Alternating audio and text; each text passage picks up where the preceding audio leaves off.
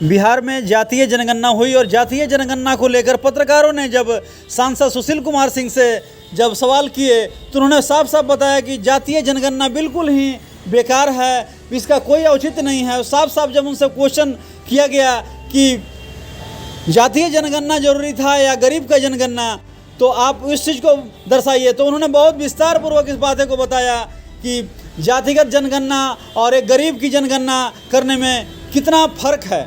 औरंगाबाद सांसद सुशील कुमार सिंह ने बताया कि नीतीश कुमार की सरकार लगातार द्वेष वाली राजनीति कर रही है, लगातार जातियों और उपजातियों में बांटकर लोगों को भटका रही है और लोग जो है लगातार जो है अपने आप को एक दुश्मन खड़ा करते जा रहे हैं और लगातार गरीबी क्या हटाएंगे, वे लोग जातिगत समीकरण में ही उलझ के रह गए हैं। इस प्रकार सरकार यहाँ की विकास की बात छोड़कर बिल्कुल अपना राजनीतिक रोटी सेक रही है और वो भी राजनीतिक ऐसा कि उसका कोई अता पता नहीं है। आइए जानते हैं क्या कुछ कहा सांसद सुशील कुमार सिंह ने। सांसद हैं तो मेरे घर जनगणना के लिए कर्मचारी आए थे, यह दिखाने के लिए, ये कहने के लिए कि हम चैलेंज नहीं करें, हम शिकायत नहीं करें। लेकिन अगर आप गाँव में जाकर लोगों से पूछेंगे तो 90% से भी ज़्यादा गांव में आपको लोग यही बताएंगे कि यहाँ कोई नहीं आया था।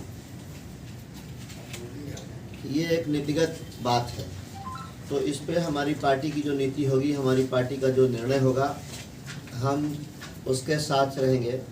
लेकिन मेरा व्यक्तिगत विचार ये है और ये सच्चाई है कि ये जो आंकड़ा जारी किया गया है ये एकदम फार्स है। किसी जाति को की संख्या बढ़ा चढ़ाकर दिखाया गया है और किसी जाति की संख्या को, जनसंख्या को घटाकर भी दिखाया गया है और कई जाति के लोगों को इसकी शिकायत है। यहाँ तक कि सत्ताधारी दल जनता दल यूनाइटेड के लोगों ने भी मुख्यमंत्री को पत्र लिखकर इसकी शिकायत की है कि उनकी जात की संख्या को कम कर दिखाया गया है।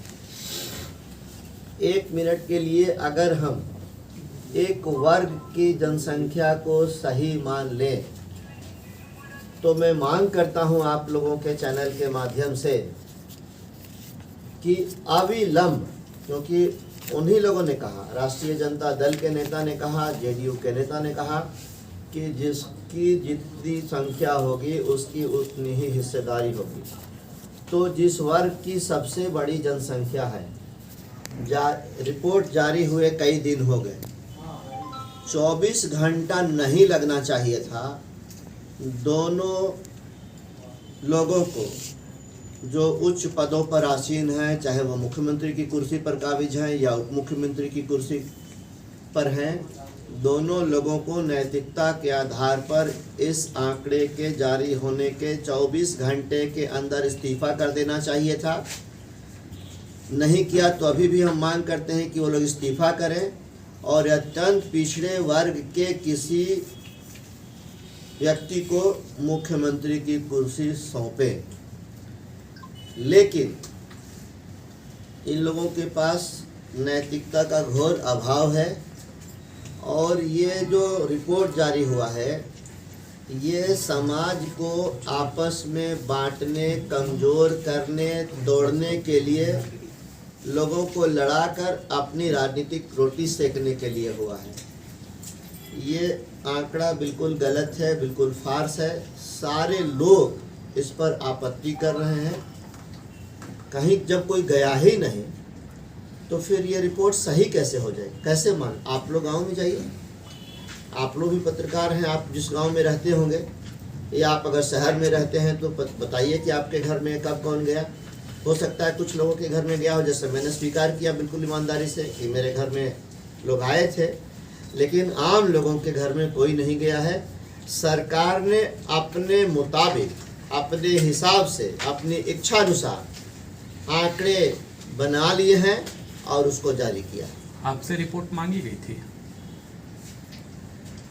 रिपोर्ट नहीं मांगना होता है, मतलब लोग आए थे और पूछा कि कितने सदस्य हैं, डाटा कलेक्ट किया। जो डाटा है उनका जो फॉर्मेट था उनका, मेरे घर तो आए थे, मैं इससे इनकार नहीं करता। बिहार में जाति की जनगणना जरूरी है या गरीब की? देखिए, वर्ग तो दो ही है और होना भी चाहिए। हमारे प्रधानमंत्री जी ने भी यही कहा है कि मेरे लिए सबसे बड़ी जाति गरीब है और मैं शुरू से इस बात को कहता आया हूँ कि वर्ग दो ही है, एक गरीब दूसरा अमीर। कोई भी सुविधा, कोई भी लाभ, किसी भी तरह का वेलफेयर, किसी तरह का जन कल्याण, ये गरीबी के आधार पर उनको मिलने के लिए तैयार होना चाहिए, योजनाएं बननी चाहिए। अब मान लेते हैं कि किसी जाति का कोई व्यक्ति, वो अरबपति है, खरबपति है, और किसी जाति का कोई व्यक्ति अगर एकदम से निर्धन है, गरीब है, भूमिहीन है, तो जाति के आधार पर उस व्यक्ति को जो गरीब भी है उसको सुविधा नहीं मिले, और जाति के आधार पर अरबपति व्यक्ति को उन सारी सरकारी योजनाओं का लाभ मिले, ये कहाँ तक उचित है? ये बिल्कुल गलत है, ये न्यायोचित नहीं है। नेचुरल जस्टिस भी ये नहीं कहता। इसलिए ये समाज को जाति के आधार पर बांटने का जो काम राज्य सरकार कर रही है, मैं कड़े शब्दों में इसकी निंदा करता हूँ, इसकी आलोचना करता हूँ, इसका विरोध भी करता हूँ।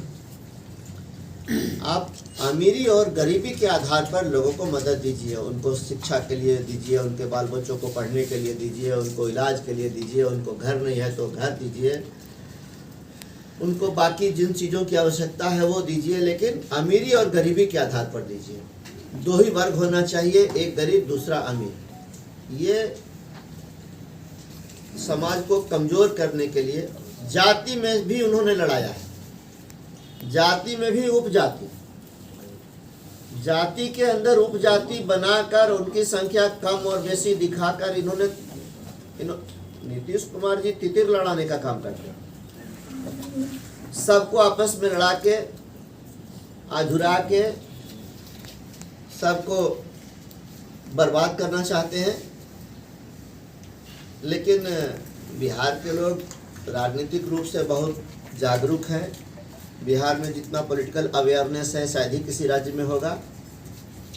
यहाँ के लोग महागठबंधन की इस कुत्सित चाल को समझ रहे हैं, कोई इनके चक्कर में नहीं आने वाला है। सबको भरोसा है, गरीबों का दिल और दिमाग में आज मोदी जी रच बस चुके हैं, कहीं कोई अंतर आने वाला नहीं है, ये चाहे जितना कुचक्र कर ले।